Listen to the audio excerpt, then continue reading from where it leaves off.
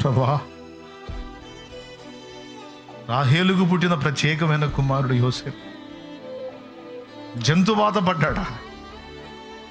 నేను నీకు తోడై ఉంటానన్నావే, నీకు పుట్టిన వారిని ఆశీర్వదిస్తానన్నావే, నా పితరునికి వాగ్దానం చేసావే, ఆకాశ నక్షత్రాల వల్ల విశాలపరుస్తాను, నన్ను విస్తరింపజేస్తాను. నా కొడుకును కాపాడలేకపోయావా? నా యోసేపుని కాపాడలేకపోయావా? బ్రతికించలేకపోయావా? తప్పించలేకపోయావా? దుష్టమృగము చేత చీల్చబడ్డాడే నా కుమారుడు, అయ్యో దేవా అని ఏడ్చుకున్నాడు యాకోబు. కానీ ఏం జరిగిందో తెలుసా మీకు? తర్వాత తెలుసు మీకు ఏం జరిగిందో. తప్పించాడు. చావు గోతిలో నుండి యాకోబు సంతతిని బయటికి తీశాడు. దేవునికి స్తోత్రం కలుగునుగాక. ఆ పిల్లవాడిని ఎందుకు ఆ పరిస్థితిలో రప్పించాడో తెలుసా? మిగిలిన పిల్లల్ని కాపాడటానికి, మొత్తం కలిపి యాకోబు సంతతిని కాపాడటానికి ఈ గొడవంతా. రాబోతున్న 7 ఏండ్ల కఠిన కరువు కాలంలో యాకోబు మిగిలిన సంతతి కరువుకు చావకుండునట్లు ఈ కష్టాల ద్వారా యాకోబు కొడుకుల్లో ఒకరిని ఐగుప్తుకు పంపించి ఐగుప్తు ఏలికగా చేసి యాకోబు మిగిలిన సంతతి మొత్తానికి భక్తి దొరికేటట్టు గాడ్స్ ప్లాన్. దేవునికి స్తోత్రం, హల్లెలూయా. దేవుని యొక్క ప్రణాళిక. ఆ కొడుకులు వచ్చి, నానా నీకు ఒక విషయం తెలుసా? అప్పుడు అంగి తెచ్చిచ్చి నీ కొడుకు చచ్చిపోయాడని చెప్పాం కదా, యోసేపు చచ్చిపోలేదు నాన్న, ఐగుప్తులో ఉండి ఐగుప్తుని వెళ్తున్నాడు, ఐగుప్తుకి ఈలికయ్యాడు తెలుసా అంటే యాకోబు ఆశ్చర్యపోయాడు. ఏం మాట్లాడుతున్నారు మీరు? ఇప్పుడిప్పుడే నేను ఆయన మర్చిపోతున్నాను, మళ్ళా వాడిని నాకు గుర్తు చేసి నాకు దుఃఖం మీద దుఃఖం కలిగిస్తారు ఎందుకు? లేదు నాన్న, యోసేపే యోసేపు వెళ్తున్నాడు నాన్న, నంబర్ 1 పొజిషన్లో ఉన్నాడు. ప్రభువు వాడిని కాపాడాడు, వాడిని ఘనపరిచాడు. కావాలంటే చూడనా, ఈ రథాలు, ఇందులో ఉన్న ఆహారం, తినుబండారాలు ఇవన్నీ అబ్బాయి పంపించినాయే, తమ్ముడు పంపించినాయి నాన్న, తమ్ముడు పంపించి. నేను నమ్మను రా, ఆ రోజు చచ్చిపోయాడని చెప్పింది మీరే, ఈరోజు బతికున్నాడని చెబుతుంది మీ మాటలు నేను నమ్మను. నేను ఆ దేవుడిని అడిగి తెలుసుకుంటా. పోయాడు, దేవా ఏంటి ఇల్లు యోసేపు బతికున్నాడని చెప్తారండి. యోసేపు సజీవుడా, యోసేపు బతికున్నాడు. నా కుమారుడు నిన్ను కాపాడావా? వాడు ఇంకా సజీవుడా? యాకోబు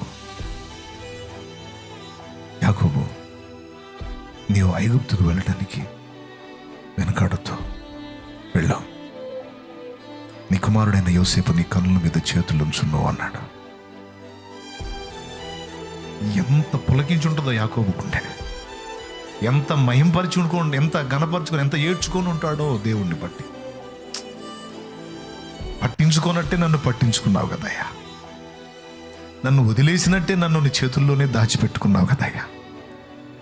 నీ వాగ్దానాలను తప్పిపోయే దేవుడవు కావు. నీవు ఇశ్రాయేలు దేవుడవు, ఇశ్రాయేలు నా దేవుడవు, నువ్వు తప్పిపోవు, నీ మాట తప్పిపోవు. నేనే నిన్ను అపార్థం చేసుకున్నాను, నేనే నిన్ను సడిగాను, గునిగా నా బిడ్డను ఎందుకు నువ్వు కాపాడలేదు అని ఆక్షేపించాను, ఆరోపించాను. వాడిని కాపాడటమే కాకుండా, వాడిని ప్రాణాలతో బ్రతికించి ఉంచటమే కాకుండా ఏలికన చేశావా? అవును యాకోబు, వెళ్ళావు, నేను నీతో కూడా వస్తా, భయపడవాక. పోతే యోసేపు ఉన్నాడు అక్కడ. కొడుకు ఎంత పెద్దోడని తండ్రి మర్చిపోడుగా, చూడగానే గుర్తుపెట్టి. ఆ సన్నివేశం ఒక్కసారి ఊహించండి. తండ్రి కొడుకులు ఎంత ఏడ్చుకొని ఉంటారు, ఎంత మహింపరిచి ఉంటారు దేవుణ్ణి. భక్తులను ఎడబాయడండి. దేవుణ్ణి ప్రేమించి ఆయన కొరకు ఆలోచించి ఆయన కార్యాభివృద్ధి విషయమే ఆసక్తి గల పిల్లల్ని ఆయన మర్చిపోవడం.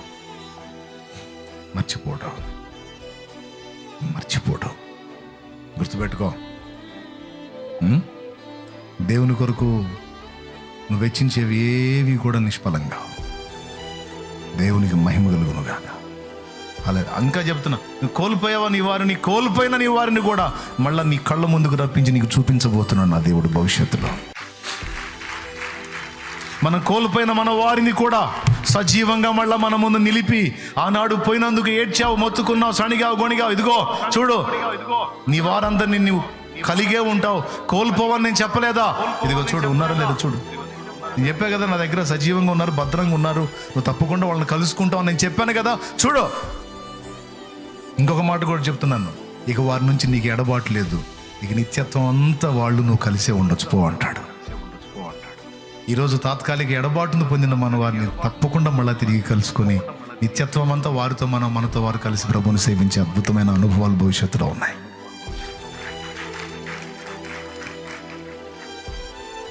ఐదవ పాయింట్కి ఏం చెప్పాను? వారి సంతతి విషయంలో కూడా దేవుడు దృష్టి నిలుపుతాడు, శ్రద్ధ నిలుపుతాడు. ఎవరికి ఇవన్నీ? ప్రభు కార్యాభివృద్ధి అని ఎప్పటికీ ఆసక్తులై ఉండి ప్రభువు నిమిత్తము ప్రయాసపడిన వారి ప్రయాస వ్యర్థం కాదు. అలాంటి వాళ్ళని దేవుడు పట్టించుకుంటాడు, ప్రత్యేకంగా దృష్టిని నిలుపుతాడు. వారికి సంబంధించినవే కాదు, వారి సంతతికి సంబంధించిన సంగతులు కూడా డీల్ చేస్తాడు ఆయన. అమ్మో నేను వెళ్ళిపోయే పరిస్థితి వచ్చింది, నా బిడ్డల గతి ఏంటి? దేవుని చిత్తమే నిజంగా నువ్వు తీయబడితే నీ పిల్లల సంగతి ఆయన్ని చూసుకుంటాడు. ఆయన చిత్తమైతే చావు పడకలో ఉన్న నిన్ను సజీవంగా లేపి మళ్ళీ నీ పిల్లలకి నిన్ను అప్పచెప్పగలడు నా దేవుడు. చావు పడకలో ఉన్న నిన్ను అవసరమైతే స్వస్థపరిచి తిరిగి బాగు చేసి ప్రభు చిత్తమైతే వారి బాధ్యతలు నెరవేర్చేటట్టు నీ పిల్లలకు నిన్ను అప్పగించగలడు. లేదు సమయం ఆసన్నమే నిన్ను తీసుకుంటే నీ పిల్లల బాధ్యతలు మొత్తం తానే నెరవేర్చగలడు నా దేవుడు. ఇప్పుడు టోటల్గా నేను చెప్పింది మీకేమర్థమైంది? ప్రభువును ప్రేమించి ప్రభువుని గురించి ఆలోచించి ఏది చేసినా అన్నిట్లో ప్రభు కార్యాభివృద్ధి యందు మనసు నిలిపిన వారి విషయంలో దేవుడు ఎంత దృష్టి కలిగి ఉంటాడో, ఎంత శ్రద్ధ కలిగి ఉంటాడో. అన్ని విషయాలలో ఆయన కేర్ఫుల్గా ఉంటాడు మన విషయాల్లో.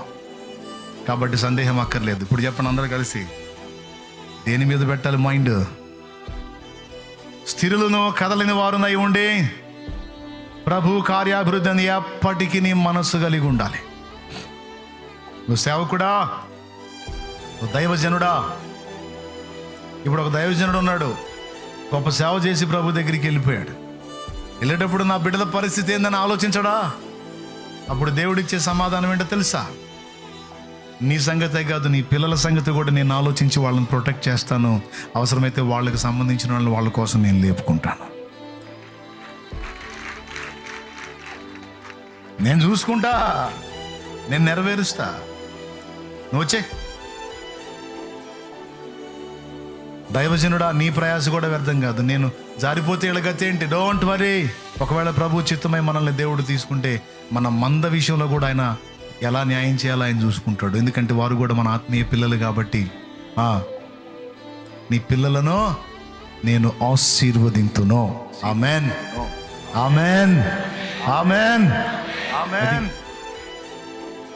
అలా ప్రభు మన విషయమై సీరియస్గా తీసుకునే ఆశీర్వాదకరమైన బతకాలి. ప్రభు కార్యాభివృద్ధి అంది ఎప్పటికీ యథార్థ హృదయంతో ఆసక్తి కలిగి ఉండాలి. ఈ కళ్ళ ముందున్న పనులన్నిటిని కూడా దేవుని కొరకు చేయడానికి ఎప్పుడు శ్రద్ధ కలిగి ఉండాలి. ఇట్లా ఇందాక నేను చెప్పే ఎగ్జాంపుల్గా ఏదొచ్చినా, అది పెళ్ళైనా ఇంకొకటి ఏదొచ్చినా అందులో దేవుని ఎట్ట మహింపరచుకోవాలో వెతుక్కుంటాను నేనని.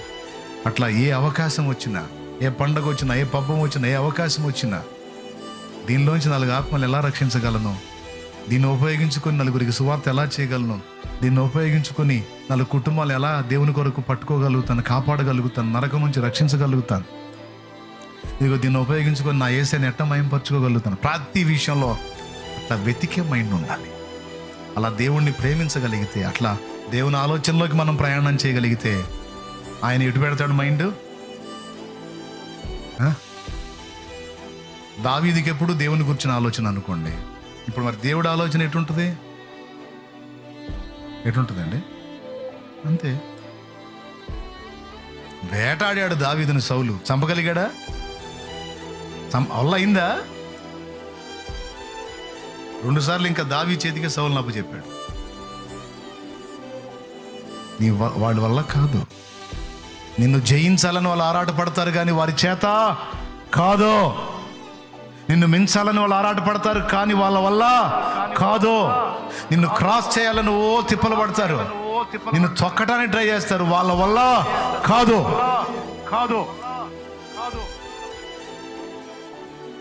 నేను నీకు తోడై ఉన్నా. దేవునికి స్తోత్రం కలిగి ఉన్నగా. నేను నీకు తోడై ఉన్నాను. దావీదుకు దేవుడు తోడై ఉన్నాడు. సౌలు ఎంతమంది ఏకమై ఈటలు విసిరినా ఆ ఈటలు దావీదు గుచ్చుకోవు, కానీ వాళ్ళు విసిరిన ఈటలు చివరికి వాళ్ళ పొట్ట కిందే పడతాయి. ఇది సౌలు ఉదంతం. దావీదు మీద విసిరి విసిరి విసిరి విసిరి విసిరి చివరికి ఈట నిలబెట్టి ఈట మీద ఆయనే పడ్డాడు.